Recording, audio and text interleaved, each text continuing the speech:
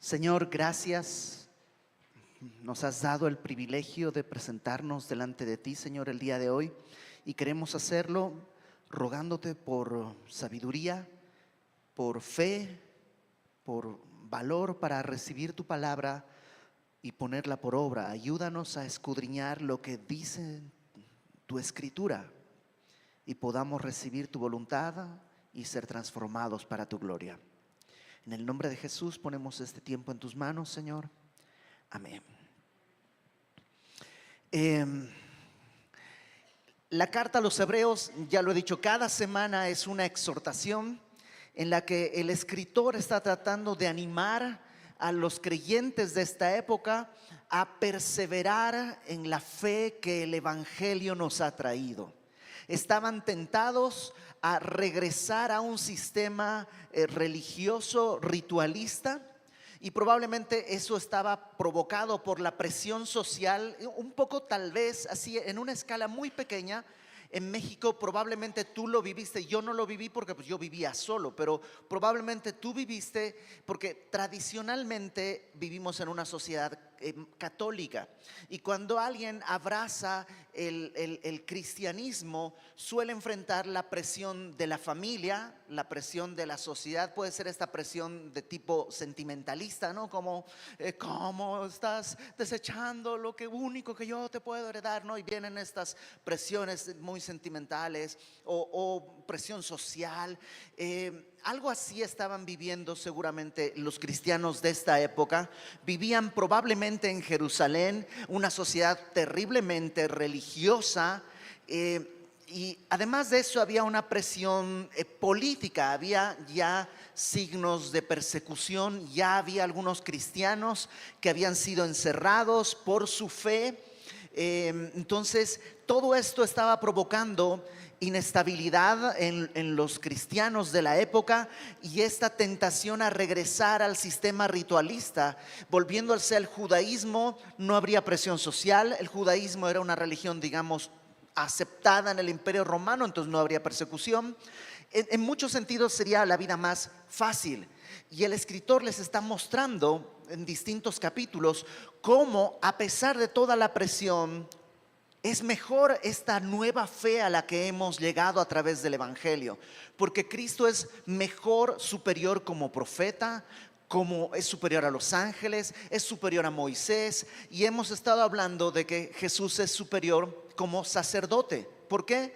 Porque es un sacerdote del orden de Melquisedec. Y si esto no lo tienes muy claro, revisa en la página. Tenemos en nuestra cuenta de YouTube las conferencias de las semanas pasadas donde lo vimos a detalle.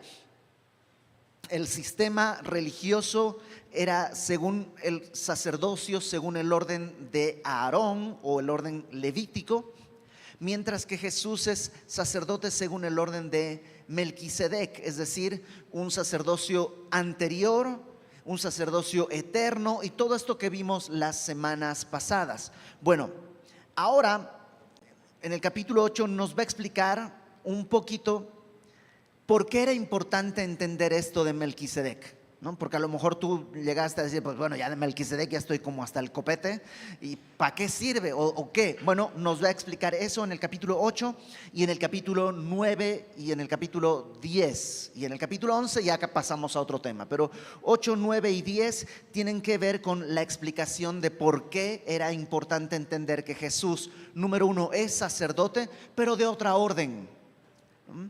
Y dice en el capítulo 8, versículo 1: ahora bien, el punto principal de lo que venimos diciendo, ¿no? Viene hablando de que Jesús es superior como sacerdote según el orden de Melquisedec. El punto principal de todo esto es que tenemos tal sumo sacerdote. Y esta frase, tal sumo sacerdote, necesita recordarnos de qué estamos hablando. Y esto está en el capítulo anterior, capítulo 7, versículo 26. Fíjate qué tal sumo sacerdote tenemos. 7:26 dice: tal sumo sacerdote nos convenía. Fíjate cómo es este tal sumo sacerdote: santo, es decir, distinto, apartado, inocente, sin pecado, sin mancha, apartado de los pecadores, es decir, Él no es pecador, hecho más sublime que los cielos, que no tiene necesidad cada día, como aquellos sacerdotes, de ofrecer primero sacrificio por sus propios pecados y luego por los del pueblo, porque esto lo hizo una vez y para siempre, ofreciéndose a sí mismo. Entonces, tal sumo sacerdote es el que tenemos. Probablemente, y esto es una suposición, parte del argumento de la presión social es, a ver, nosotros como judíos tenemos templo, ustedes no tienen. Tenemos un sistema sacerdotal, ustedes no tienen. Tenemos profetas, ustedes no tienen. Y probablemente por eso empezó hablando de los profetas, hablando de todas estas cosas. Y ahora hablando de sacerdote, dice el autor de esta carta, sí tenemos un sacerdote. Solo que es un sacerdote de la orden de Melquisedec y es mejor que el sacerdote levítico. Tal sumo sacerdote, ¿te acuerdas? Inocente, sin mancha, etcétera, etcétera. Dice, el cual, verso 1 del capítulo 8, dice, se sentó a la diestra del trono de la majestad en los cielos. No solo es inocente, sin mancha, todo lo que vimos, sino que además dice, se sentó a la diestra del trono de la majestad. Número 1, se sentó. ¿Qué quiere decir eso? Lo veremos en el capítulo 9 y 10 más adelante, pero el sacerdocio levítico no termina nunca. Hay que presentar un sacrificio en la mañana y otro en la tarde. ¿Y qué crees que pasa al día siguiente? Uno en la mañana y otro en la tarde. Y al día siguiente, sacrificio en la mañana y en la tarde. Por eso en el templo, en el área, en el lugar santo, no hay donde sentarse, porque no hay un lugar de descanso. En cambio, Cristo terminó su obra con su sacrificio y se sentó. Él terminó, Él acabó, no hay nada más que hacer. Con su sacrificio Él terminó y no solo se sentó a la diestra del trono de la majestad. Es decir, terminó su obra y es rey. ¿Te acuerdas? Es según el orden de Melquisedec, quiere decir que es sacerdote y rey. Se sentó a la diestra, terminó su obra, pero también es rey. Ahora, en los cielos, no solamente es que rey en la tierra, no, se sentó a la diestra de la majestad en los cielos. Ese sacerdote es el que ahora es nuestro sacerdote. Versículo 2, veamos algunas características más. Dice ministro, y la palabra ministro es tal cual como en griego es leitorgos, de donde viene nuestra palabra liturgia. Es el que es un sacerdote, pues, es un ministro. Dice del santuario, pero dice de aquel verdadero tabernáculo que levantó el Señor y no el hombre. El tabernáculo que hizo Moisés, que después se convierte en pues no es que se convierte, digamos, se sustituye por el templo cuando Salomón edifica el templo. Esos fueron hechos por hombres, por personas. Y cuando a Moisés se le dice, haz el tabernáculo, le dicen, hazlo como se te mostró. Entonces, de alguna manera a Moisés le mostraron algo. Algunas personas piensan que en el cielo, literalmente, hay un tabernáculo, que así, tal cual, está ahí. Y eso es lo que vio Moisés. Y lo que tuvimos acá era una especie como de maqueta, ¿no? O sea, lo vio, bueno, vamos a hacer uno igualito acá. Y entonces hizo ese. Puede que sea literal, pero puede que no sea literal, que sea una forma simbólica de decir, esto va a representar algo que está arriba. ¿Qué es lo que está arriba? El trono de Dios, ¿no? No importa ese detalle, lo importante es que Jesús es ministro, pero no del tabernáculo o del templo de la tierra, sino, dice, de aquel verdadero tabernáculo que levantó el Señor y no el hombre. O sea, cualquier otro sacerdote está ejerciendo su sacerdocio en este tabernáculo que es solo una copia, o más adelante nos dirá una sombra, mientras que Jesús es un ministro del verdadero tabernáculo que está en el cielo. Versículo 3. Porque todo sumo sacerdote está constituido para presentar ofrendas y sacrificios, por lo cual es necesario que también éste tenga algo que ofrecer. El rol de un sacerdote es ponerse, digamos, entre Dios y el hombre e interceder por la humanidad. Y esto ya lo vimos en el capítulo 5. ¿no? En el capítulo 5 vimos que todo sacerdote tiene que presentar sacrificios, tiene que ser misericordioso porque también él está rodeado de debilidad. Bueno, Jesús también, si es un sacerdote, tiene que presentar, tiene que tener algo que ofrecer. Verso 4, así que si estuviese sobre la tierra, ni siquiera sería sacerdote, habiendo aún sacerdotes que presentan las ofrendas según la ley. ¿Por qué Jesús, si estuviera en la tierra, no sería sacerdote? Porque te acuerdas, en la tierra el sacerdocio es el sacerdocio levítico. Jesús es de la tribu de Judá. Él hubiera ido a decir, oigan, pues vengo a presentar un sacrificio, y le dirían, no, no se puede, no tienes tu credencial de la familia correcta. Entonces, en la tierra él no podría ser sacerdote. Dice, habiendo aún sacerdotes que presentan ofrendas según la ley. Esta frase nos muestra una cosa. En el tiempo que está escribiendo el autor esta carta, todavía está en pie el templo. Todavía en el momento en que está escribiendo esta carta, todavía cada mañana y cada tarde los sacerdotes presentan sacrificios y está todo el sistema ritualista judío. O sea, esto fue escrito antes del año 70. En el año 70 el templo de Jerusalén fue completamente destruido. De hecho, seguramente fue escrito antes del año 67, cuando comienzan las revueltas en Jerusalén en esta guerra judeo-romana. Entonces, esto fue escrito seguramente, con toda probabilidad, antes de que eso suceda, porque presenta esto como una realidad cotidiana. El día de hoy están presentándose estos sacrificios y Jesús no estaría ahí porque no corresponde a este tipo de sacerdocio. Este tipo de sacerdocio que presentan ofrendas según la ley, verso 5 dice, sirven a lo que es figura y sombra de las cosas celestiales, como se le advirtió a Moisés cuando iba a erigir el tabernáculo, diciéndole, mira, haz todas las cosas conforme al modelo que se te ha mostrado en el monte.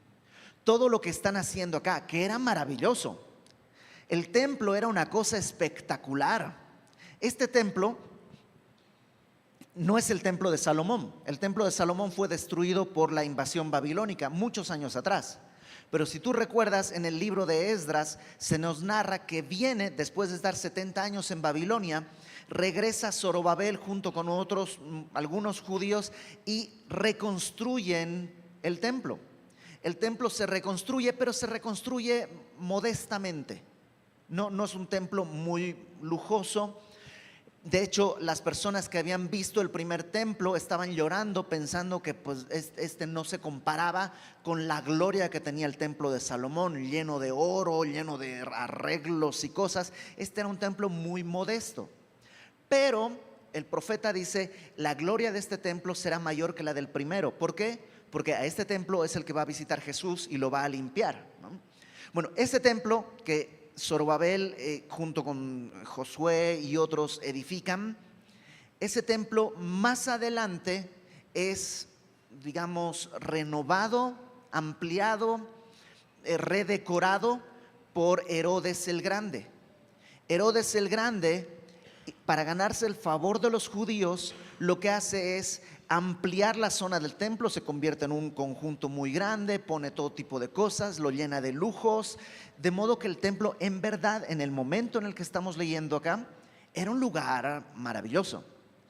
Probablemente tú, como mexicano, te es muy común y como que, ay, qué flojera y no sé qué, pero las pirámides que están acá en Teotihuacán son una cosa espectacular. Para ti como mexicano, por eso, como las ves ahí, has ido desde la primaria, te parece muy X.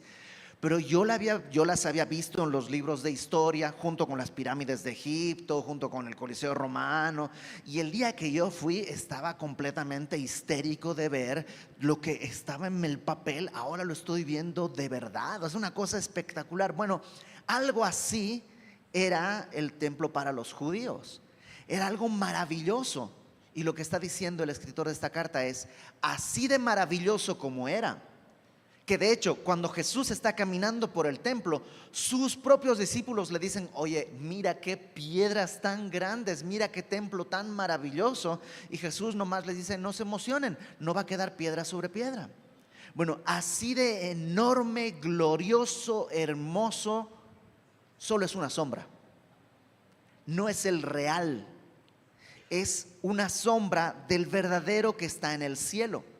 Y los sacerdotes que ministran en este templo son inferiores al sacerdote que ministra en el verdadero templo que está en el cielo, que es Cristo, sacerdote según el orden de Melquisedec. ¿Sí estamos bien hasta ahí? Versículo 6. Pero ahora, y aquí es donde va a llegar al punto, tanto mejor ministerio, este trabajo sacerdotal, mejor ministerio es el de Cristo, el suyo. ¿Por qué? Dice, cuanto es mediador de un mejor pacto. El rol sacerdotal y todo esto viene cuando Dios hace un pacto con Israel. Y ese pacto era un pacto. Imagínate que Dios quiera hacer un pacto contigo. Es un pacto glorioso. Ese es un pacto, lo que sea que te dé es espectacular. Es Dios acordándose de la humanidad. ¿Te acuerdas que es el hombre para que de él Dios tenga memoria? Es glorioso, pero este es un mejor pacto. Es un pacto mejor. ¿Por qué? Porque está establecido sobre mejores promesas. ¿A qué se refiere con mejores promesas? Bueno, el pacto anterior estaba establecido en una promesa muy sencilla. Obedece y vivirás. Acompáñame por favor a Gálatas capítulo 3. Gálatas, la carta de Pablo a los Gálatas. Capítulo 3, versículo 12. Gálatas 3, 12 dice, la ley no es de fe. O sea, si tú dices, yo creo en la ley, maravilloso, no sirve. Es como los impuestos, ¿no? Los impuestos no son de fe. Yo estoy de acuerdo con pagar impuestos. Ah, qué chido, no importa. Porque aunque no estés de acuerdo, los impuestos no son de fe. Los impuestos son de tarjetita, ¿no? Papelito, habla. Si tienes tu recibo de haber pagado, bien. Si no, pues ahí te va a andar persiguiendo Satanás, ¿no? El Satanás, ¿no? La ley no es de fe, sino que dice, el que hiciere estas cosas vivirá por ellas.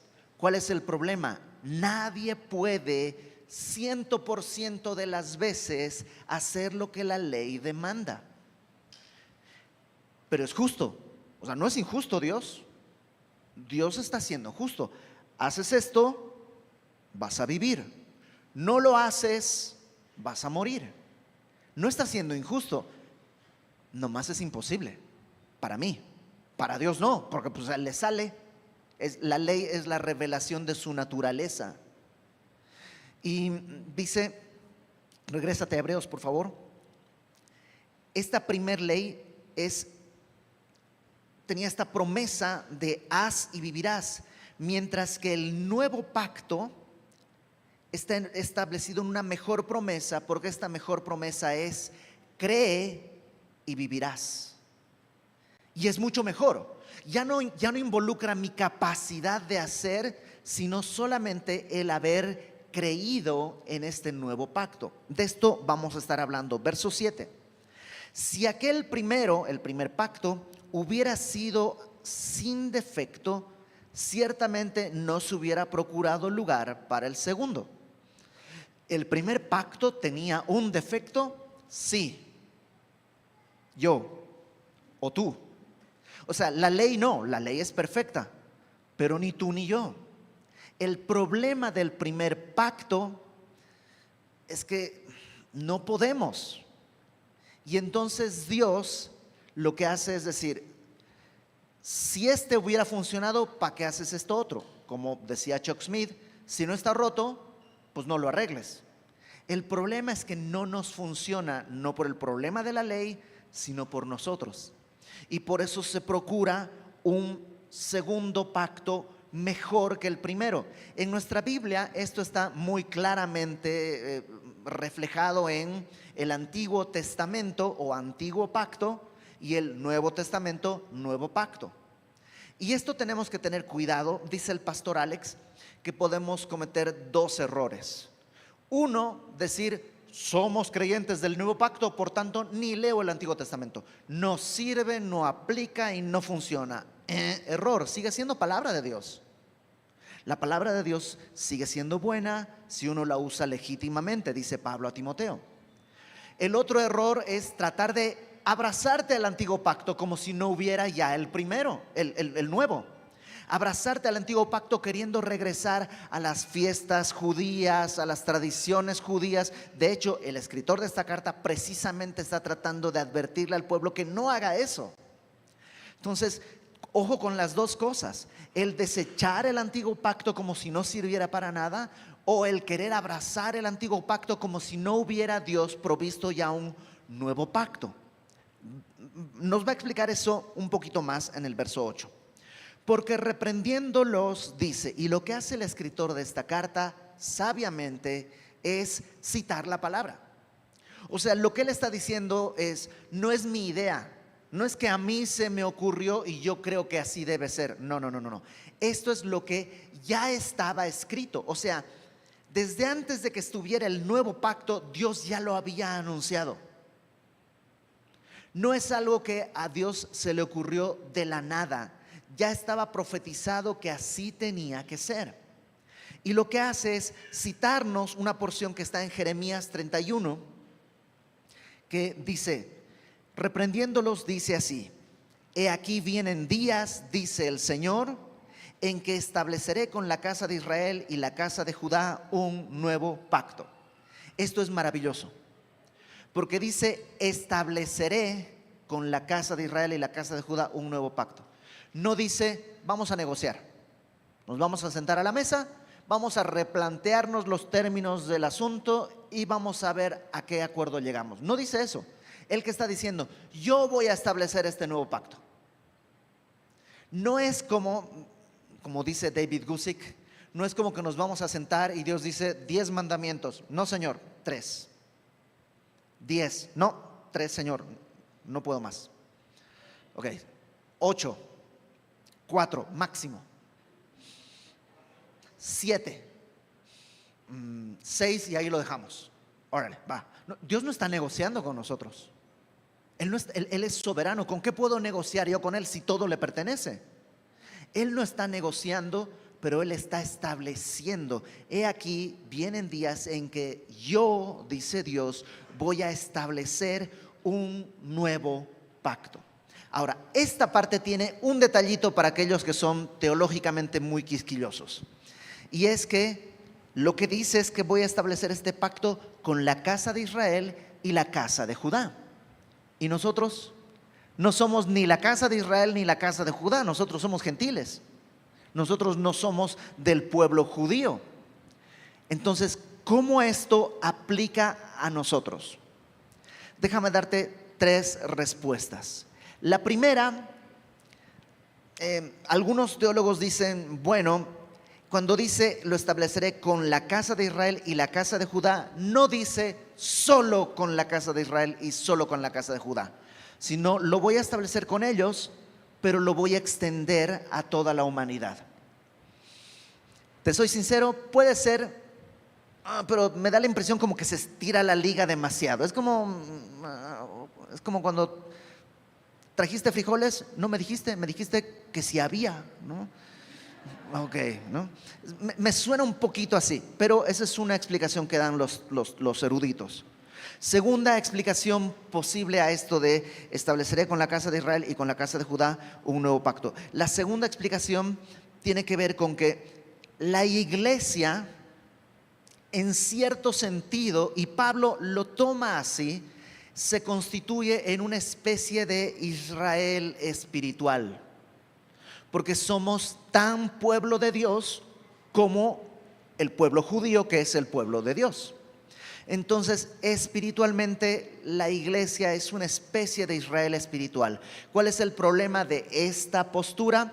Que si tú la empujas demasiado, terminas cayendo en el judaísmo contemporáneo, que si somos el Israel espiritual, entonces somos cabeza y no cola. Entonces todas las promesas que Dios le dio al pueblo son para nosotros, seremos cabeza del reino. Y entonces empezamos a cosas raras como tienes que decir Moshe, no Moisés, tenemos que hablar medio en hebreo, tenemos que empezar a hacer cosas y todo ese tipo de cosas. Entonces creo que está bien, porque Pablo efectivamente, cuando habla de los romanos, dice que la verdadera circuncisión es aquella que está en el corazón, no en la carne. Entonces sí tiene sentido, pero aguas con pasarte de la línea, porque vas a terminar cayéndote de la Biblia y te caes al Baldor o a cualquier otro libro que no tiene la autoridad de Dios, ¿no? Pero hay una tercera que creo que es la que a mí me da más certeza, y es que está en la Biblia, en el Nuevo Testamento, y por tanto aplica a nosotros el día de hoy. Entonces, no sé por qué bien, pero si el escritor de Hebreos que está hablando, dice Pedro que los escritores de la palabra fueron movidos por el Espíritu Santo, esto es palabra de Dios. No entiendo bien la dinámica, pero sé que esto nos engloba. No porque está aquí nada más, sino porque esto refleja una enseñanza sistemática en todas las escrituras, que todos somos parte de este nuevo pacto. ¿Okay? Entonces, hay un nuevo pacto en el que Dios dice que Él lo va a establecer sin ayuda de nadie. Verso 9, no como el pacto que hice con sus padres, con los judíos cuando salieron de Egipto, el día que los tomé de la mano para sacarlos de la tierra de Egipto, porque ellos no permanecieron en mi pacto. ¿Cuál fue el problema de Israel? ¿Te acuerdas? Israel sale de Egipto, se abre el mar, ven la columna de fuego, ven la nube, toda serie de milagros y cosas espectaculares. Llegan al monte Sinaí, Dios desciende y el monte ardía en fuego y temblaba y había humo y había todo esto estaba, y aparte la voz de Dios sonaba como un sonido de trompeta. La gente estaba espantadísima, tanto que le dicen a Moisés: oye Moisés, ¿sabes qué? Tú sube y habla con Dios porque nos va a dar un ataque, o sea, nos vamos a morir de miedo. Tú subes, hablas con Dios y luego nos cuentas. Vieron todo eso, y en lo que Moisés subía y bajaba 40 días, cuando regresa, ¿qué encuentran? Al pueblo bailando desnudos alrededor de un becerro de oro en una bacanal espantosa. Dios les había dicho: este es mi pacto. Ellos dijeron: sí, obedeceremos. 40 días después, no, ni 3 doritos, 40 días después, el pueblo está violando el pacto de Dios. Y por eso dice: este es el nuevo pacto.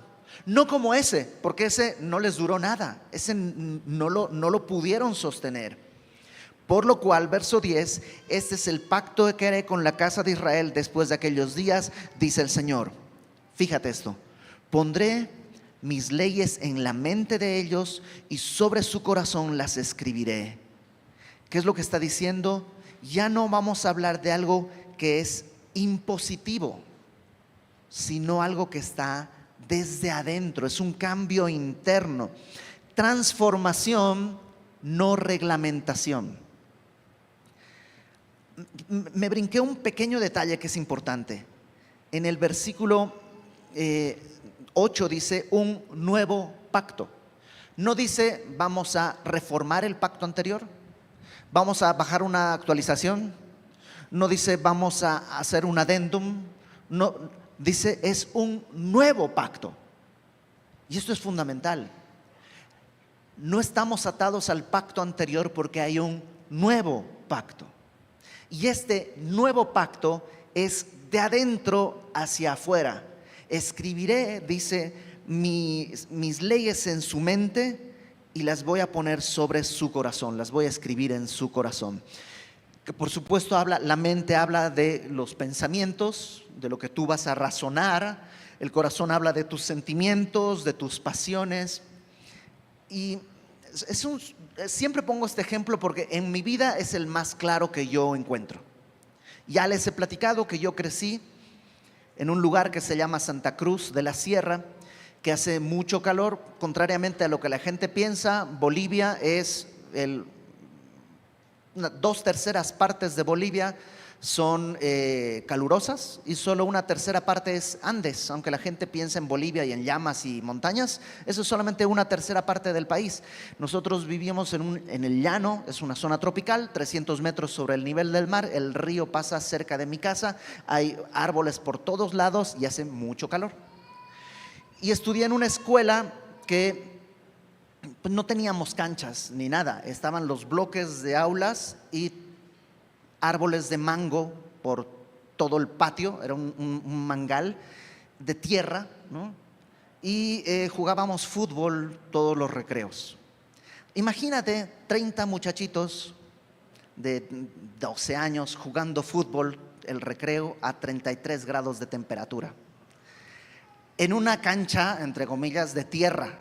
O sea, eso no es pasto, no, tierra. Entonces, sudor, calor, tierra. Y después de 20 minutos de recreo, regresen al salón que no tiene aire acondicionado, que por supuesto no tiene nada de ventilación, ¿no? Entonces las chicas se ponían, mis compañeras pobrecitas, maestra, díganles que no jueguen, que huele muy mal, mírenlo cómo llega. Y nosotros así escurriendo. Era un espectáculo, ¿no? Además piensa, el uniforme era un pantalón y una camisa blanca, ¿no? Mi mamá, Iber, esos zapatos no son para jugar fútbol, esos zapatos eran nuevos, ese pantalón era nuevo. La camisa, Iber, no puedo estar lavando tantas veces. Iber, los maestros, las compañeras, todos tratando de detener el ímpetu futbolístico de 30 muchachitos. Hasta que apareció la muchacha de la mochila azul, ¿no? ¿La ubicas? La de ojitos dormilones.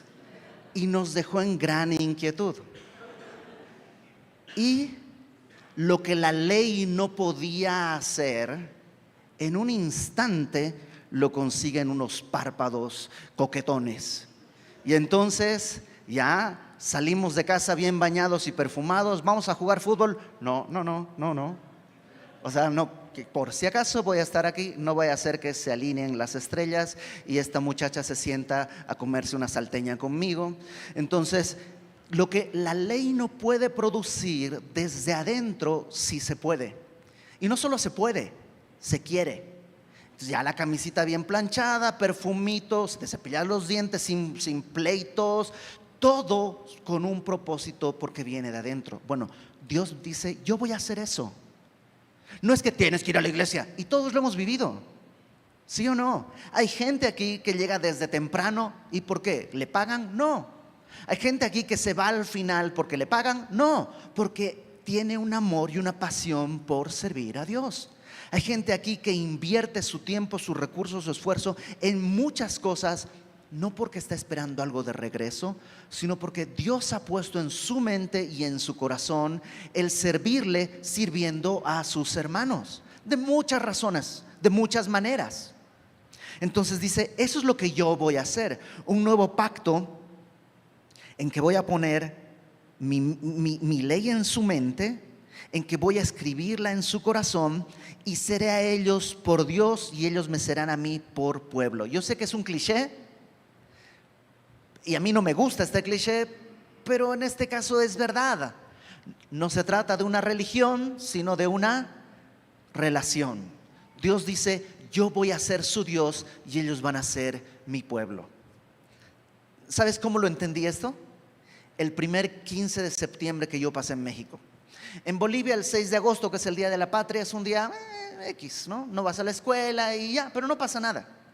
Cuando pasé el primer 15 de septiembre en México y vi cómo la cosa se ponía así de tan espectacular y la gente sale vestida y se arreglan y fuegos artificiales y se reunían en esa plaza y gritaban y tocan las campanas y cómo gritaban viva, yo estaba nunca había vivido algo así. Bueno, eso es la identidad de un pueblo. Y es como que ahora Dios dice, yo voy a ser tu Dios, tú vas a ser mi pueblo. Y por eso podemos decir aleluya con tanta pasión y amén, ¿no? Y a su nombre, gloria, ¿no? O sea, los más viejitos saben eso, ¿no? Porque no es un cliché, realmente es mi Dios y yo soy su pueblo. Dios dice, eso es lo que yo voy a producir con este nuevo pacto. Ninguno enseñará a su prójimo, ni ninguno a su hermano diciendo, conoce al Señor, porque todos me conocerán, desde el menor hasta el mayor de ellos. Ya no tienes que decirle, oye, ¿ya leíste tu Biblia? Oye, ¿ya vamos a la iglesia? ¿Por qué? Porque sale.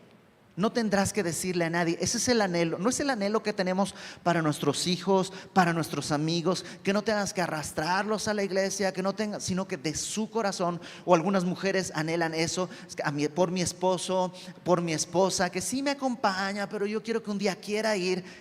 No va a ser a través de la ley, sino a través de este nuevo pacto. Verso 12 dice, porque seré propicio a sus injusticias. Ojo con esto. Porque seré. La razón de todo esto que sucede es porque Él es propicio a nuestras injusticias.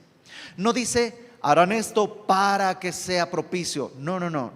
No es su bondad a nosotros, no es el resultado de que ahora somos su pueblo, sino que somos su pueblo porque Él tuvo bondad hacia nosotros, nos fue propicio a nuestras injusticias y nunca más me acordaré de sus pecados y de sus iniquidades.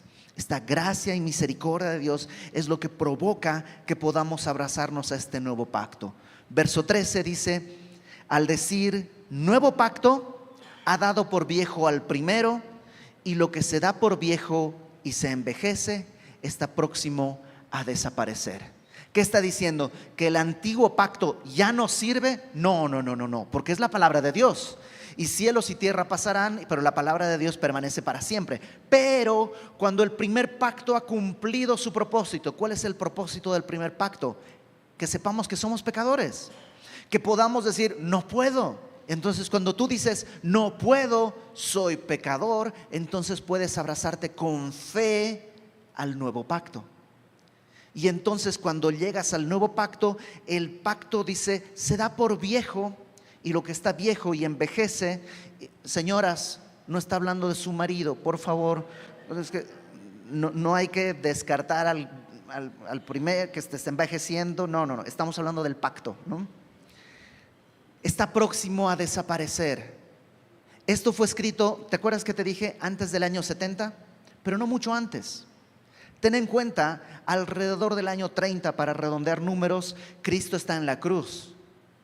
40 años después, en realidad menos de 40 años después, estamos con el templo que ya desapareció. Esto fue muy rápido. Y lo que está diciendo es, este primer pacto va a desaparecer. Con la destrucción del templo de Jerusalén, el primer pacto es imposible. Porque Dios en el primer pacto, en la ley, dice, los sacrificios los presentas donde yo digo, y yo digo Jerusalén. Y el día de hoy no hay. Tú dices, yo quiero ser judaizante y yo voy a cumplir los sacrificios. Órale, a ver, lleva tu corderito, a ver si te dejan entrar con tu corderito. No hay templo. ¿Dónde vas a llevar tu corderito? No se puede. Ese pacto en ese sentido desaparece. Para nosotros no es que deja de ser útil, sino que es útil cuando nos lleva a Cristo. Lo leímos la semana pasada. Entonces, hay un nuevo pacto para nosotros.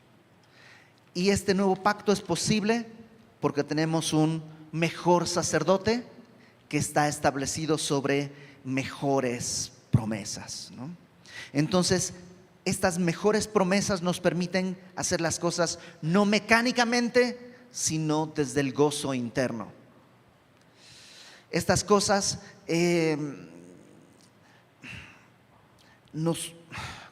déjame decirlo de esta manera. El ver mi pecado puede producir dos cosas. Apartarme de Dios, como mucha gente hace, es que no sabes quién soy, yo me aparto. O eso es porque están viendo el primer pacto. Porque Dios dice, cumple y vivirás. No puedo, mejor me muero, no puedo. O clamar y decir, Señor, no puedo, y escuchar que Dios dice, yo lo hice por ti. La benignidad de Dios, dice Pablo, es la que nos guía al arrepentimiento. Entonces, el día de hoy creo que es importante que examinemos nuestra vida. ¿Hay algo que estás haciendo mecánicamente? ¿Hay algo que estás haciendo nomás por costumbre, por tradición? Tal vez te estás regresando a una especie de pacto antiguo. Ya tu corazón no arde, ya no hay pasión. Y probablemente pasa eso porque hemos olvidado nuestra necesidad.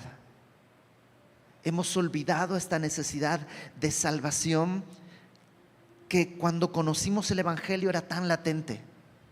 No sé si tú te acuerdas ese día cuando escuchaste por primera vez tus pecados son perdonados. Yo recuerdo esa sensación como de quitarte un peso de encima, quitarte una roca de encima, hallar libertad. ¿Por qué? Porque soy un pecador que el Señor está dando libertad. Y creo que es necesario regresar a eso. Que cada uno de nosotros regrese a ese nuevo pacto que nos dio vida. Para eso era importante entender que Jesucristo es un sacerdote de una orden distinta, de la orden de Melquisedec. Y esto descansa en que Dios fue propicio a nuestras injusticias y que Dios no se acuerda. No es que tiene mala memoria, no es que se olvida. Él decide no recordar nuestros pecados. Vamos a orar.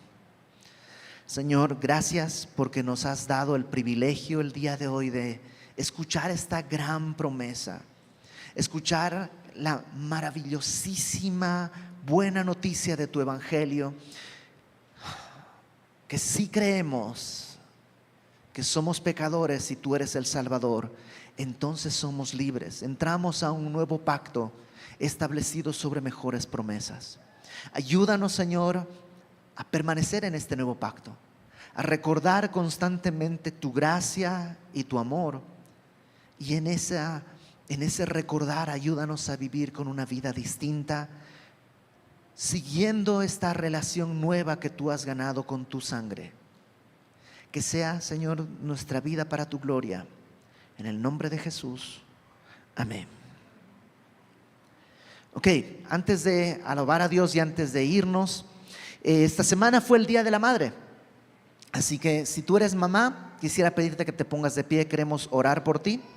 Así que ponte de pie, por favor. Si tú eres mamá, queremos darle gracias a Dios por tu vida y además queremos pedirle a Dios que yo sé que yo ya casi tengo 50 años y mi mamá sigue preocupándose mucho por mí. Entonces no hay una edad en la que te gradúas de mamá. Entonces vamos a pedirle a Dios que bendiga la vida de cada una de nuestras hermanas. Señor, gracias por la vida de cada una de estas mujeres a quienes tú le has dado el encargo de la maternidad, de no solamente dar a luz una vida, sino criarle, enseñarle, dirigirle, sostenerle y sustentarle, Señor. A lo mejor hasta muchos años más allá de lo que realmente los hijos entendemos y podemos creer. Bendice a cada una de mis hermanas, Señor. Sígueles dando sabiduría, sígueles dando fortaleza. Que sus palabras sean siempre llenas de sal, llenas de gracia para edificar a la familia, a sus hijos, Señor. Gracias, Padre, por tu amor, por tu gracia al proveernos, Señor, en la comunión de los hermanos con estas mujeres. Padre, gracias por la obra que ellas hacen. Todo lo ponemos en tus manos, en el nombre de Jesucristo, nuestro Salvador. Amén.